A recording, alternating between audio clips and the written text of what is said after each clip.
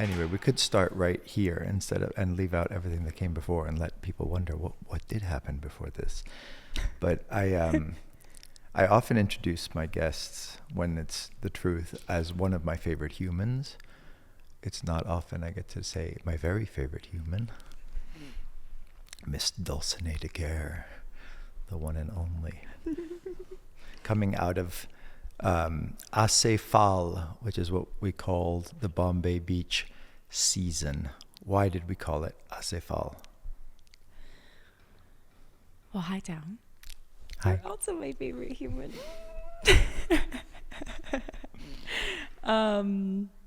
So, we called it Acéphale as an homage to... Well, let me go back a little bit. So Acéphale is a word. It's also a concept, and it's also a symbol. And it was used by a group of European artists and activists and intellectuals in the 1930s and 1940s in Europe. And this group, led by primarily George Bataille, who is infamous for his erotic, provocative literature, but he was also a theorist and an activist. And in the 30s, a lot of people who had been involved in resistance towards the various different strains of fascism that were appearing in Europe at that time, they started to believe that politics, as it had been traditionally practiced, was losing its potency. And so this group of thinkers, as they had World War I in their rear view window and World War II was appearing on the horizon, they started to practice different ways of resisting. And one of these ways was steeped in the occult, it was steeped in myth.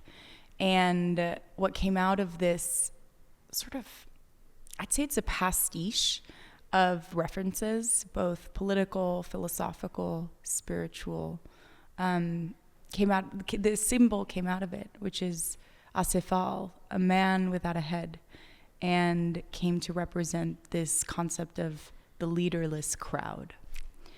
So I've been quite obsessed with Georges Bataille, with this particular group of thinkers for quite a while now. And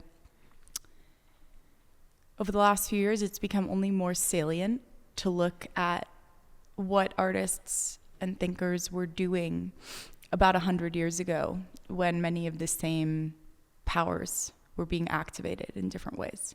So the powers of fascism, patriarchy, violent oppression. And so, it's 2025 now. We are watching acute fascism roll out every single day at this point. It really is like the reality TV show of fascism starring Donald Trump and Elon Musk. And so I'm finding a lot of solace in looking back to that time. And Stephen Miller, who looks like Goebbels, was it Goebbels? He looks like one of those henchmen of Hitler's, like just down to the psychopathic eyes. And like the bald, veiny. Eichmann is who I'm thinking of, Eichmann. Anyways, this is a very long-winded answer, but no, be as long-winded as you like. We're here to listen. To gather, for us, we had a really, really unique experience of the last 6 months in that Trump was elected in November, and he was obviously inaugurated, took office in January, and so starting January, we've been in Bombay Beach, we've been in our bubble, and I think that that's a real luxury, because although we get the news, it feels quite distant what's happening in the world at large. And it feels every single day just more salient that we're in Bombay Beach, a group of thinkers, activists, radicals, not everyone, but a lot of people who are, whether they mean to or not, gathering and being together, making things together and engaging in political work, whether they know it or not, during a time of acute fascism rising in our country. And so to call the season Acéphale is to dub it the leaderless crowd, which we are. We're a decentralized group of, madmen. And I hope that over the years we continue to flesh out what that means. What does it mean to be a leaderless crowd? This group of thinkers was obsessed with the idea of regicide, the killing of the king. And so what does it mean for us to engage in practices of regicide and to sort of disavow any one leader? I think I've read and thought a lot about anarchism, and a lot of people think that means you can't have... there's a difference between kind of leadership backed by violence amongst and the people who are led by these leaders don't have any choice in the matter, and the type of leadership that hopefully you do engage in, because you say leaderless crowd, but at the same time I see you leading in Bombay Beach, leading the charge. But of course it's voluntary whether people want to follow you. Facilitation is the word I prefer. Right. Because I think facilitation is empowering. Leading can be a little... I do think we need leaders. I think that... So how do you square that we need leaders with the advocating for the leaderless crowd? I think that the leaderless crowd is...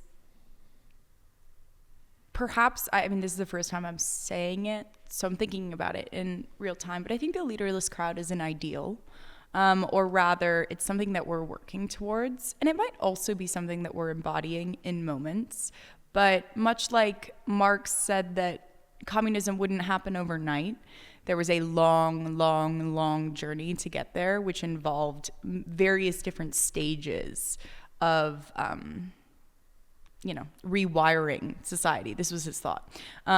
So when I think of the leaderless crowd, it is both an ideal, it's something that we're working towards, but you can't do it overnight. And so in that interim period, I imagine leaders. I imagine leaders that are leading with the goal of eventually just facilitating and not necessarily leading. But I think the fact of the matter is, right now there are so many strains of impotence, depression, anxiety in our general population for a variety of different reasons, both on the right and the left. People are freaked out. And in that context, you might need some leaders to start the conversation, to make people feel like they have agency, that they can affect change in the world, et cetera, et cetera. So, I think that we lead until we feel like we don't have to. In the anarchist collectives in Spain, they called the leaders influential militants. Indeed. I think that's a good term. I love that term. I love that term. And so will you describe for us, say someone was not there during the season of Acéphale in Bombay Beach, but would like to come in the future, or was there for a short period and would like to know what else was happening? Can you give a mental picture of what these last 4 months looked like, both in theory, in practice, and in ideal? Well, okay, theory. So because we didn't do a Biennale this year, it gave us, or at least I would say myself, but actually everyone, it gave everyone a chance to disconnect from the inherent chaos that comes with large-scale event production. So that's true of both the people who produce the Biennale and everyone in town, right? Everybody in town to some degree or another activates for the Biennale, and we all inspire each other to go bigger and better every year. So this year was actually a beautiful gift. And so in theory, we strove to have programming in Bombay Beach throughout the season. And I'd warrant to say we almost had something every single day.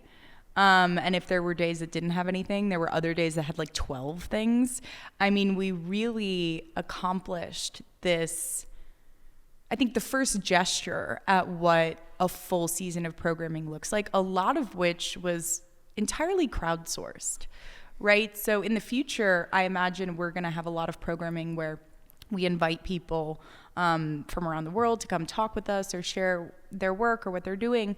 But a lifeblood of Bombay Beach, and especially what we've been doing over the last few years, is to really curate, cultivate, facilitate the expression of creativity and social sculpture that is just born and bred in Bombay Beach. Like, we actually don't have to reach very far to have interesting programming, interesting events, activations. And so let me just give a little bit of historical context. Yeah.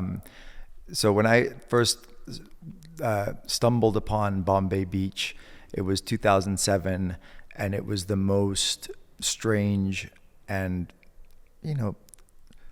pretty sad place I'd ever seen. Although there was an undercurrent of compellingness that I immediately fell in love with the place. But I just, it had been mostly abandoned. Most of the lots had, trash on them. There was no art there. And then little by little, artists started arriving, and we started the Bombay Beach Biennale in 2016. So we're coming upon 10 years ago. And out of the kind of success of the Biennale and this artist movement that emerged both deliberately and organically, the Bombay Beach Institute was born. Now officially termed the Bombay Beach Institute for Industrial Espionage and Post-Apocalyptic Studies, which Dulcinée and I, with the state. yeah, Dulcinée and I co-founded this year officially. We actually co-founded it 3 years ago. 3 years ago, we got the Yeah. LLC. This Yeah. year we changed it from LLC to nonprofit, and we're waiting for our official nonprofit status. But it's like, I've learned from you to embrace more formal systems. You are also the systems architect of the Bombay Beach Biennale, and this morning I woke up and listened to a podcast about systems engineering. Mm-hmm. So I like system architecture even better, because engineering is so nuts and bolts, but architecture has a creative kind of.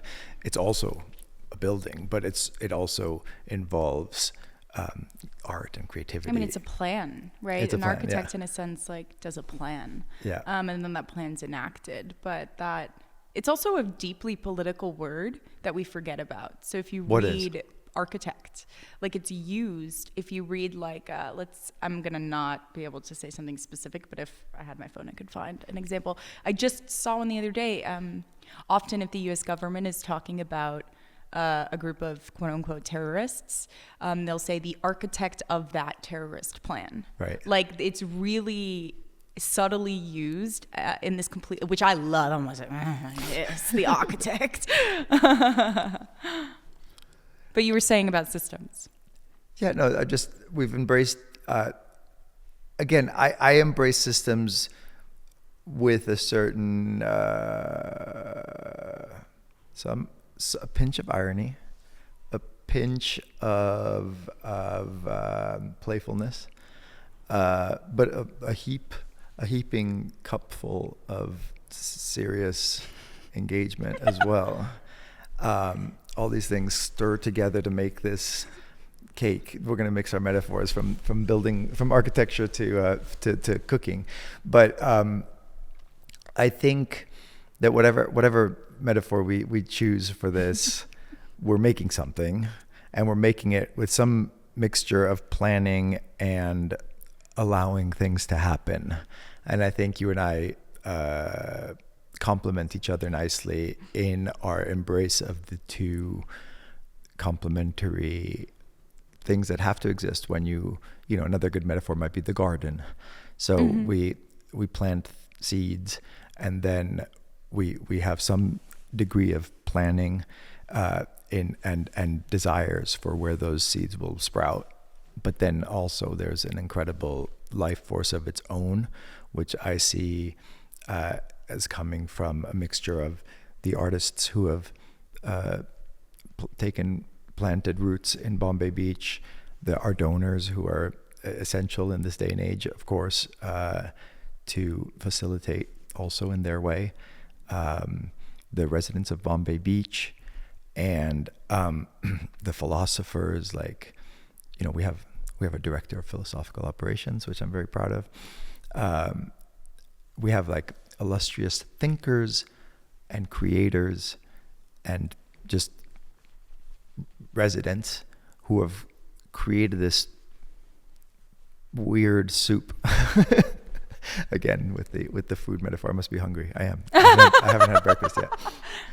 So we've made a garden, a soup, and a building and a cake. Bombay Beach is all of these things. And it came from not very promising beginnings. A lot of people still now. We were talking yesterday we have a bunch of people up here now. We're in Yucca Valley, and we've brought a bunch of people up here to decompress. And someone was saying yesterday, Damon, I think, that you can use getting Bombay Beach as a litmus test of whether somebody's interesting and cool or not. Because if they come to Bombay Beach and they're like, I don't like it, it's usually not. There are exceptions, of course. There are wonderful people who don't get it, but people, you can kind of tell a lot about somebody if it doesn't resonate with them at all.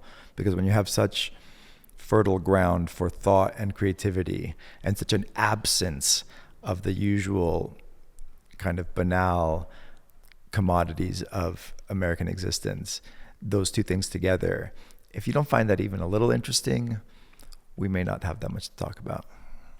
Absolutely. And the one thing I'll say that I've encountered in sort of handling people who maybe don't immediately love Bombay Beach is that it is, I don't want to say it's homogenous, because it's certainly not homogenous, but the demographics are really specific. And it's extremely white community. And that isn't very attractive to a certain subset of people, of thinkers who are actually really amazing and radical and fantastic, but we're changing that. We are changing that, but it takes time, it takes energy, and it takes going a little bit upstream. It's not a criticism. It's just like every time I see a group picture, I'm like, and it's not a bad thing. It's not criticism. It just kind of is. And I will say I have a lot of BIPOC queer friends, and this has been a constant conversation over the many years that I've been engaging in Bombay Beach and inviting different members of my communities here, is that I have a few friends who really see the intellectual, experimental value, but it stops them from actually engaging, which is a completely valid and respectable opinion. But that's the one thing I'll say. No, that's an important exception. Topic, and it is changing. Let's just be clear. Like, if you are BIPOC, queer, I mean, it's certainly all of these things, really queer. It's changing a lot, and I think that you will find yourself a bigger community of like-minded individuals now than you would have even 2 years ago. Maybe. So I'd say thanks like 5 years ago. Yeah. Well, me, and also someone pointed out, these are not my words, but I'm like really obsessed with the person who said this, that Bombay Beach is homeless Palm Springs. Homeless Palm Springs? That's funny. I'm dead. This makes me laugh so much because obviously we all know Palm Springs is like so gay.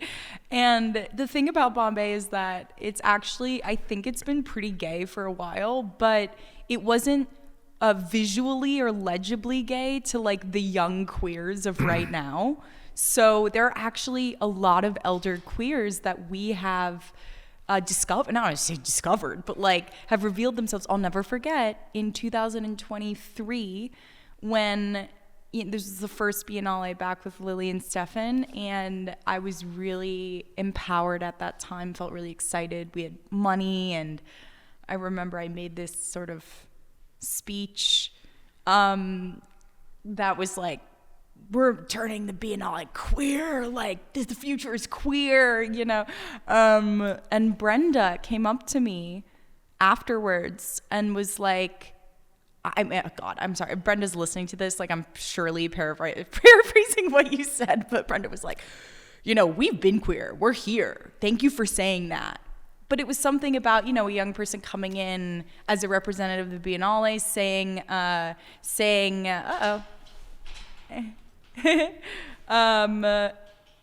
It's okay, they can come in and use the bathroom. Okay. Push. You can use the bathroom, we're just doing a podcast. But go in. Saying, you know, publicly, this is a space that's safe and inclusive for queer people. That's all everyone needed to be like, oh yeah, well, I'm gay too, or whatever. You know, so I don't want to say that it's because of us, but I think, you know, we came in over the last few years with a really explicit goal to be more inclusive, and I think that's been really successful. And we're not entirely white. It's just, you know, it's the fucking desert in the West. It's a white space, and I think that is going to be something that requires a little more cultivation than the gay thing. Tilt the mic a little bit down towards you a little bit. Yeah, that's better. That will. Yeah. Okay, great. But anyways. And then let's talk a little bit about. I do want to go back to systems. Yeah, go ahead. But I just wanted to make a note of that. I'm just going to keep giving kind of like broader context. Even though there was no Biennale this year, there was going to be inevitably a end of the season celebration. So rather than just let it completely happen by itself, we decided with the co-founders of the Biennale to just give the end of season celebration a different name on the odd numbered years when the whole team of the Biennale is not able to put all of their resources and energy. So you and I were discussing for a long time what to call this more inward facing, more community based, more season long engagement. And one word that kept coming up was symposium, which it has this kind of beautiful ancient Greek history, but has also been used a lot already in academia and even in the corporate world. And so symposium wasn't right, but the idea of symposium was right. So enter the old thesaurus. And it turns out, I didn't know this, but the ancient Roman version of symposium, the Latin word for symposium, is convivium. And convivium, we know, I didn't know the word convivium, but we know conviviality, we know convivial. So it's not a far journey from convivial to convivium. So it really kind of evokes living together, which is what we're doing during the season. And then it turns out that it's also a banquet or a feast. So it hit that note for kind of a celebratory gathering. And then the third definition, which is a technical definition in biology, really sealed the deal. And it means when a certain subset of a species lives in such isolation that it starts to develop traits that are that differentiate it from the main line of the species and could create a subspecies or could just create these like differences. And I feel like that was just astonishing to me that there would be such a specific word that so aptly applies to the people of Bombay Beach, who are developing our own systems, our own traits, I think, that create both a sense of distance from the real world, quote unquote, or the outside world, and a sense of community amongst us. So with that in mind, you can go back to systems now, please. Yeah, I want to just tell you that I'm looking at the camera and Rufus is very cutely covering your head. Maybe I am Rufus. Yeah. Okay. No, just if you don't mind, you should. There, that's better probably. Is that better? If you're only listening to this, Can he- Dulcinée has a very cute dog named Rufus, and he's sitting on her lap, and he's it covering her better? face most of the time. Yes. Is it better? Yes. Can you see me now? Yes. I'm a talking You Rufus. guys are both just oozing adorability, adorableness.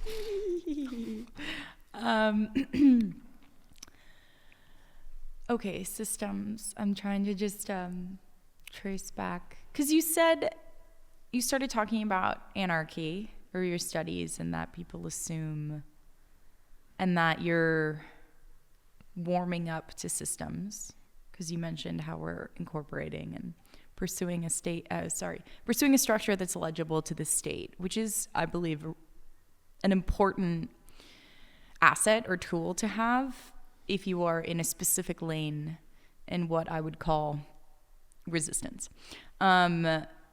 And so, yes, of course, you can resist and do things without a structure that's legible to the state. Wait, let me push back on that. Yeah, why? Why is being legible to the state important in resistance? You would think you would want the opposite. Well, it depends on what your goals are, what your aims are. So if you look at the structure and history of the contemporary think tank, you see a really salient example of why having a structure that is legible to the state is necessary for a certain kind of power.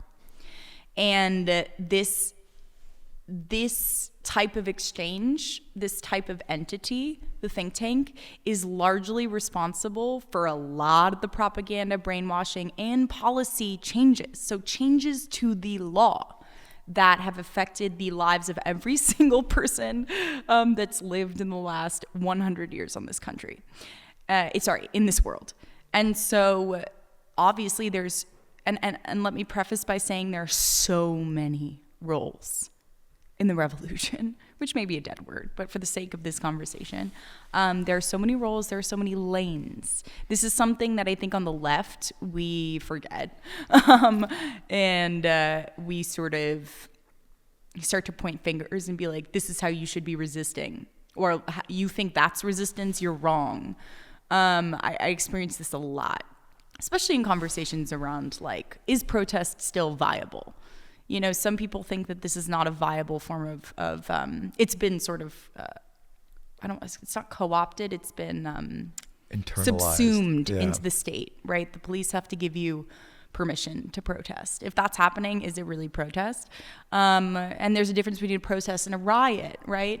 But there's a lot of, I believe that there's so many lanes in the revolution, and I am interested in this particular lane, and other people might not be interested in it. But for me, I am interested in the types of, dare I say, espionage and insurgency that become possible when you are operating in a structure that is legible to the state, can take donations, can take tax-deductible donations. These are all tools that are, if used well, can be helpful. But that's just me. I remember talking to one of my favorite lefty thinkers and writers, Alexander Coburn, who was my uncle-in-law, and I was asking him about revolution because he was a very impassioned Marxist and kind of revolutionary thinker, and I said, what's the role of kind of violent resistance? And he said, unfortunately, the reality is that they have too many guns right now. Like, your chances of winning that battle are slim and none. They have firepower. You only have Tau power, they say. He said once, because I had been pulled over and walking down the street in New Orleans and kind of frisked without my consent. And I told them I didn't want to show them my ID, and I was surprised that he said, no, you should just comply, because they've been known to suffocate people by putting plastic bags over their heads. So you may not want to die on that hill. But that the alternative, and what's the more viable form of resistance is to locally implement alternative structures and ways of being. And he said, like there are examples of even the hippies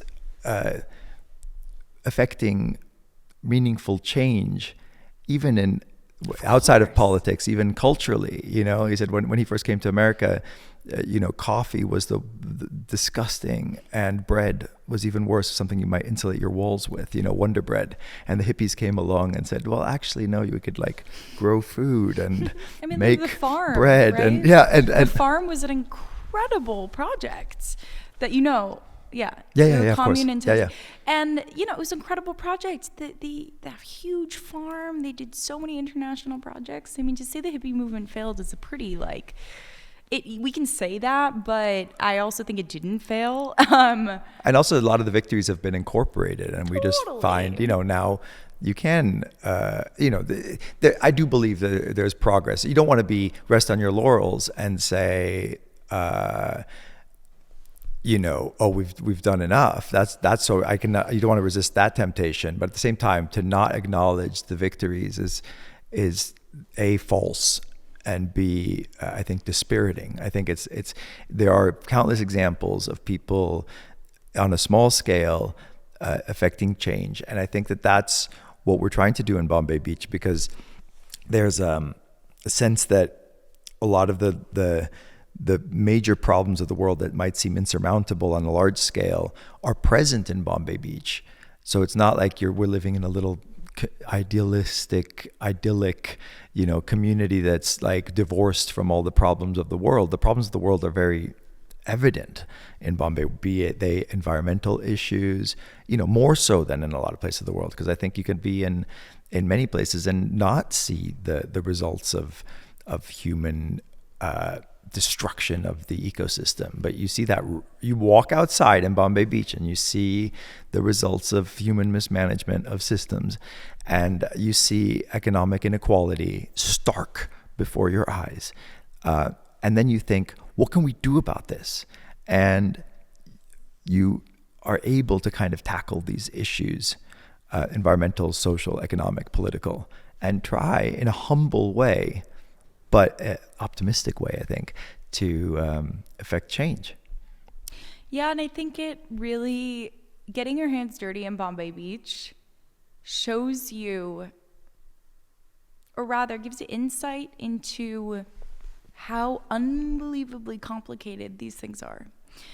So you're in LA, for example, gentrification or houseless problem, these are things that we all see, and it's so big and complicated, and it seems simple. You're like, take money from rich people or take all those, it's obviously not simple, but when you get to encounter the same problem in Bombay Beach and you say, okay, let's try and fix this, or let's try and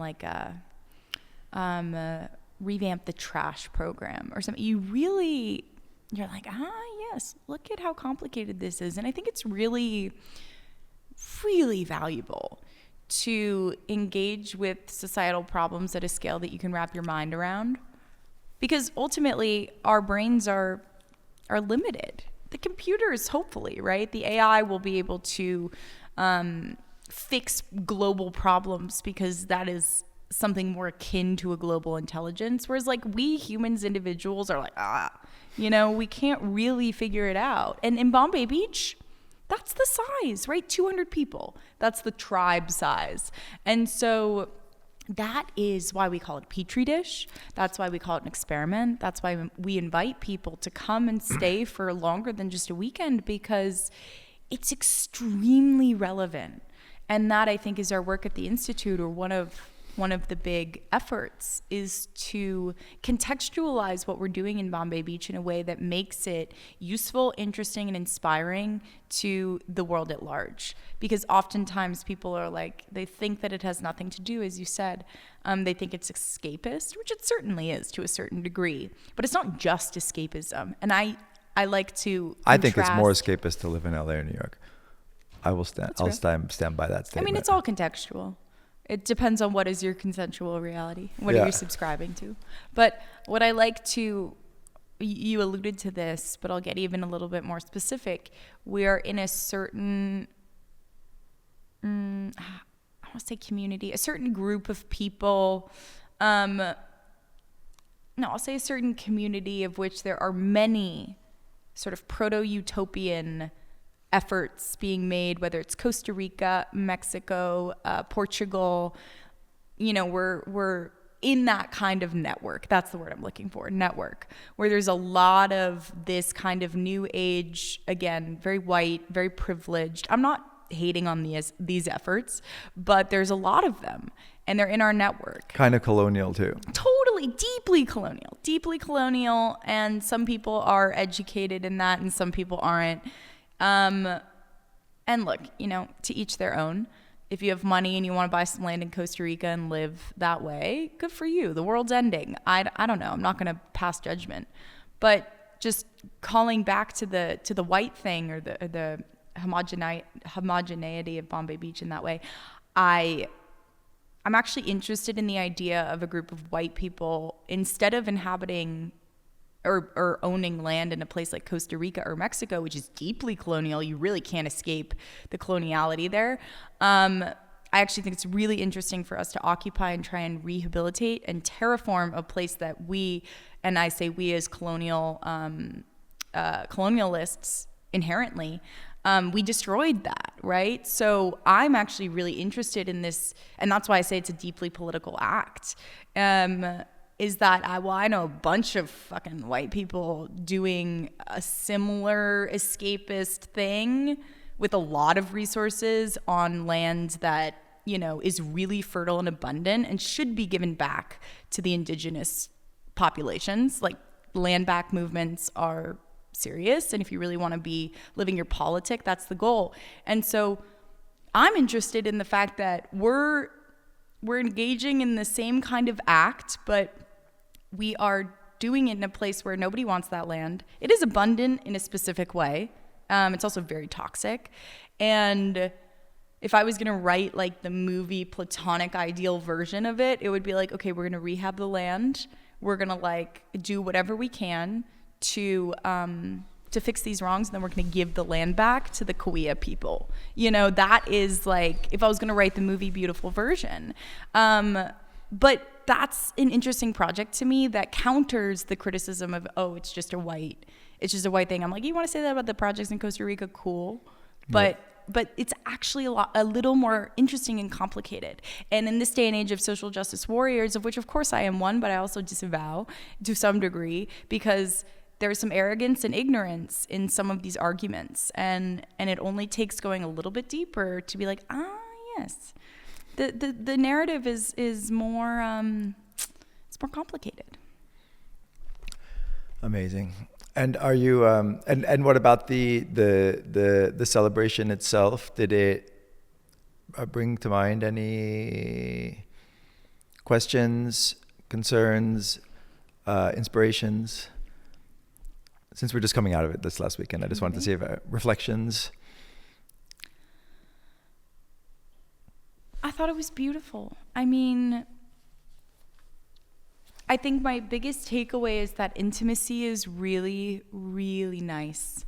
When we activate in Bombay Beach, there's something really special when there's not too many people. And this is something that every single person says who came.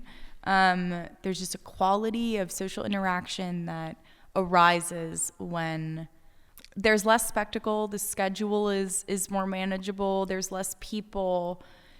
It's, for me, embodies even more so this notion of social sculpture, because what we're really doing is changing the way people interact with each other. And we do that by way of art, by way of music, by way of food, but we also do so in the container that we set. And the container for Convivium was different than the container for Biennale, even though on the outside it might look a little similar. Right. But they're cousins, I think. Yeah, they're cousins. Or even siblings. Yeah. But on that topic, why systems are valuable, especially to a group of people who think that they're anarchists. They may not be. Because sometimes I think they are, and sometimes I think they're not. I'm not an anarchist. I just am sympathetic to anarchist thinking, and I'm curious about it, and I learn from it. I drink from that fountain, let's say. Absolutely. So do I. I guess I wasn't even talking to you. I think there's like everybody in Bombay Beach, if you ask people what they like about Bombay, it's freedom, right? There's like this sort of American coded libertarian notion of like, I want to do whatever the fuck I want, and I'll let you do whatever the fuck you want if you let me do. It's awesome. I'm just saying there's like it's also a nice convergence of right and left there. So there is that kind of traditional all-American individualistic thing happening, but it's happening in this, rather than the open desert where it really feeds individualism. You have this strange situation where you're in the middle of the desert where there's nothing for miles, and yet everyone's on top of each other, right? Like packed in like sardines, as if we were in a big city. And that's what I love about how our motto of the less sense it makes, the more sense it makes.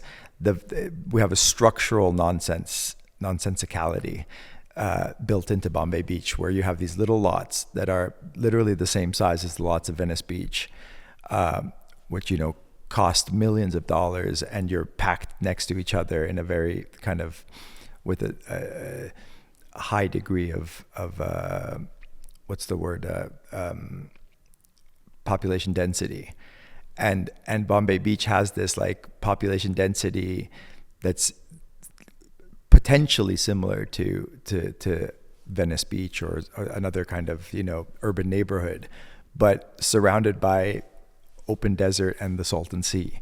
So I think there's a geographical reason why the rural areas tend to be more conservative, because I think it kind of breeds individualism when you're far away from each other, whereas urban places tend to be more progressive because you are faced with diversity and kind of forced to reckon with that. And so also having a more variety of opinions, you're kind of unconsciously taught to embrace diversity and inclusivity and all of these things. So I think that's this kind of accident of history, that Bombay Beach was this little kind of urban situation in which each lot also has water and power and sewage and all these things that you don't usually find in the desert. Even up here you have to dig a well or get solar, and so you have to also depend on these government systems, which also I think in rural areas there's less of you don't see that need. You feel more self-sufficient, for better or worse. So that breeds a certain right-wing libertarian individualism. And I think Bombay Beach is a nice marriage of these two points of view, where ideally we can learn from each other and keep in mind each other's humanity too, because I think it's very easy to other and dismiss people who have those other more populist right-wing points of view otherwise. Absolutely. And I want to make a slight comment there, which is that I don't believe that Bombay Beach is urban. It was designed as a retirement community. No, it was designed as a vacation community. It was designed as a retirement community. I saw the plans. Really? I literally, this was like an aha moment for me this season, is I was hanging out with Candy in the community center in her office, and she was showing me all of these things, and it literally, it's a master planning document, a binder full of stuff, plans, the advertisements for the houses, and it said, I'm gonna maybe butcher it, but the master plan for the retirement community of tomorrow for today. And my brain sort of like, oh my, because we know Fountain of Youth is that, but like I was like, oh, because sometimes I am in Bombay Beach and I get in a specific vibe where I'm like, man, nobody likes to work here, which is obviously true, right? Like you're in the middle of the fucking desert. Why would you assume that people want to work? And like I get a little I get in a vibe where I'm like, fuck all these people, they don't want to work. And then I'm like, oh, this is a retirement community that has no age constraint. Yeah. You know what I mean? Like everybody here in some degree or another is retired. And I don't know, that for me is actually different than urban. It wasn't designed as an urban place. It was designed as a retirement community, which of course it's a community, right? People live together. But it's kind of like the best retirement community you could ever imagine. Or I don't know. We should think more deeply about that in the years to come and how to like revitalize that. Me too, because I'm like, it makes so much sense. Even if you're not retired in this traditional way, you're like retiring for a second, you know? Yeah. And because Bombay Beach is, and this is anecdotal, this is just based on my experience, but the closest thing I have ever experienced to a world outside of capitalism, it makes a lot of sense, right? Maybe we're all just taking a little vacation retirement from capitalism. And that is so fucking cool. I mean, I'm just like, if you don't think that's cool, I don't know. Anyways, I love that. I just think it's so funny. Let's talk a little bit about the future, not in Bombay Beach, but up here in the high desert. Do you want to... Wait, I want to say the thing about the system. Yeah, go for it. Just really quickly, because I keep trying to get there, but I'm getting distracted, which is that the Biennale decided to take a year off this year, and we arrived in Bombay Beach kind of embodying that. You know, we were like, no events. And maybe some part of us was like, yeah, maybe it'll be a little block party, but we were like, no event. And it became sort of clear over maybe the first month or so that people wanted an event. They wanted something to be produced. They wanted a container inside which to create, to celebrate, to experiment. And this to me is such a testament to structure, or to what a system can do for you that is not oppressive, or not trying to like secretly enslave you. A system, when done with care and with love, and when it's not policed, can, for a group of anarchists and radicals and weird, crazy artists who might not be operating inside of any system at all, other than maybe their body and the weather, that can actually provide a framework for you to accomplish what you want to accomplish, right? At the end of our season, why is everybody in the last 2 weeks like pumping it out and working? And because there's a deadline. And that's a collective deadline that we've all given each other. And that creates more creativity, more artwork, more happenings, more engagements than would happen otherwise. Yeah, if it was just an indefinite So that future. For me is, I'm like, that's why I am the corporate bitch in Bombay, because I believe that structure is actually empowering. And I think, I just, from my perspective, over the years, I can list off so many examples of work that was created because of the structure given to the community. And so I love structure. I think it's hot. I think it's sexy. I think it gets a bad rap. And I'm here to rehabilitate that. And if you don't want to engage with the structure, fine, fuck off.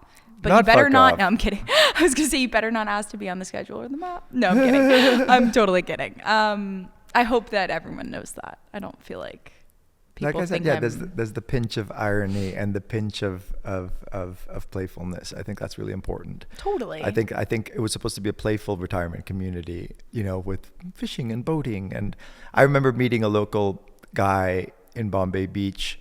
Keith is his name, and he'd been there has been there for like 40 years or 50 years and was making great art on the beach. And I was like, how did you end up making art on the beach? And he's like, well, when I got here, people were, fishing and swimming. So I was fishing and swimming. And then 10 years later, you couldn't fish and swim anymore, but you could boat. So everyone was boating. And so I was boating. And then in the 80s, you couldn't even boat anymore. So people were off-roading and I was off-roading.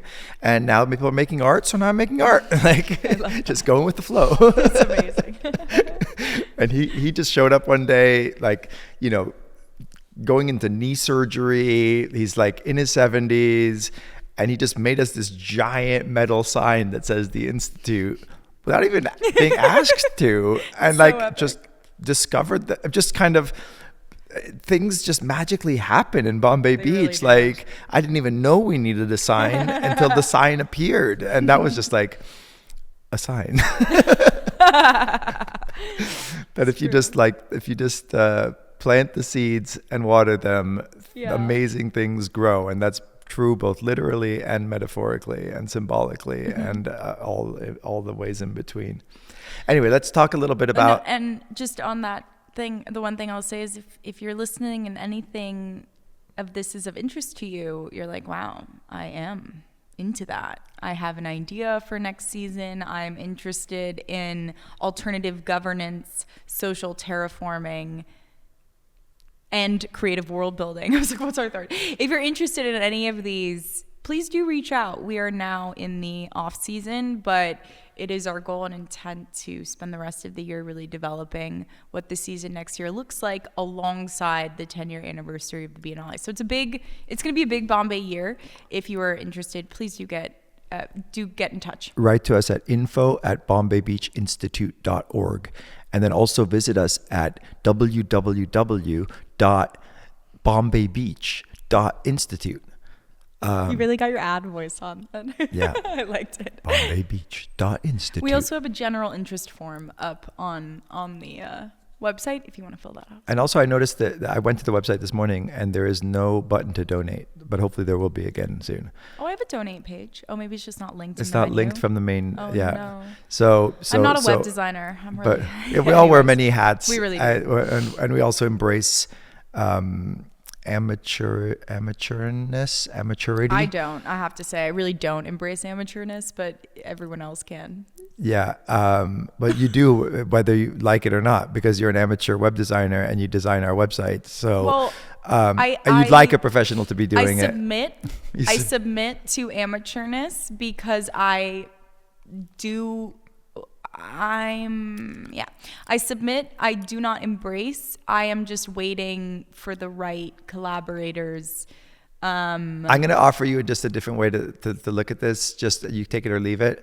But I think part of the fight against capitalism should be when you do things out of love instead of profit. And that's what the word amateur means. It means amare, which is to love, instead of doing it as a profession, which implies that you do it for money. Well, so that's what I mean when I say a dilettante, to reclaim the word to delight in something or to love something and to do it for that reason and not because you're a useful pawn in the capitalist game where you only do that one thing.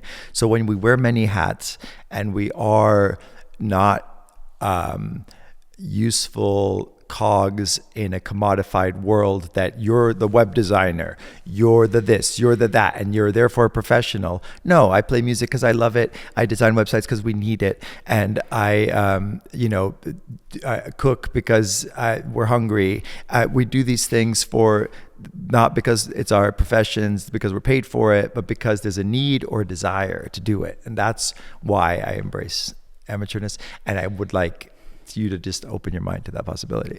There's so many. You don't many have to answer things. it right now. Oh wow, there's so many things in that. Go for there's it. Like so many strains in there. There's a lot of strains in there. I will pick one. First of all, there's a certain edge to my voice when it comes to the web specifically, because many times the website was not working to some degree or another and I needed it to work. And so there's just like an edge of like, I just want it to be functional. I don't give a fuck about being an amateur or professional. Please, let's just be functional. Nobody else fucking helped me with it. Not one person on the team, not one person in the community. So I'm like, it doesn't have to do with being an amateur or professional. It just has to work. Because I appreciate the sort of like zooming out into the philosophical. I will say I am going to rebrand what being a professional is.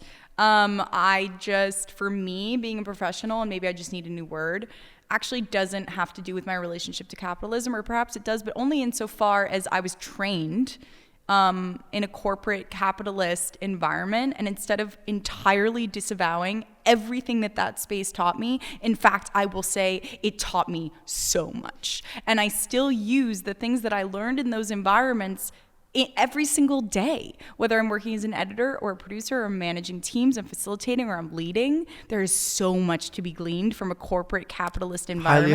Highly efficient. And so highly efficient and also I mean, sorry, I'm gonna get on my soapbox a little Go bit, for but it. I'm like, your file organization. This is a great example. File organization. Maybe some people are innately good at file organization, but because we're not digital beings, like we weren't born as digital beings, it is something that perhaps we don't have in. Like, I'm really organized, but I wasn't given the gift of file organization. I worked at a corporate ad agency for a year, and for 6 months, all I did was transcode and organize files. And so to this day, I'm an indie girl now. I don't do corporate shit. God, I hate that shit. But my file organization is immaculate. Yeah. I'm gonna talk like this. It's so sexy. It's so organized. I can find any file. I don't lose anything.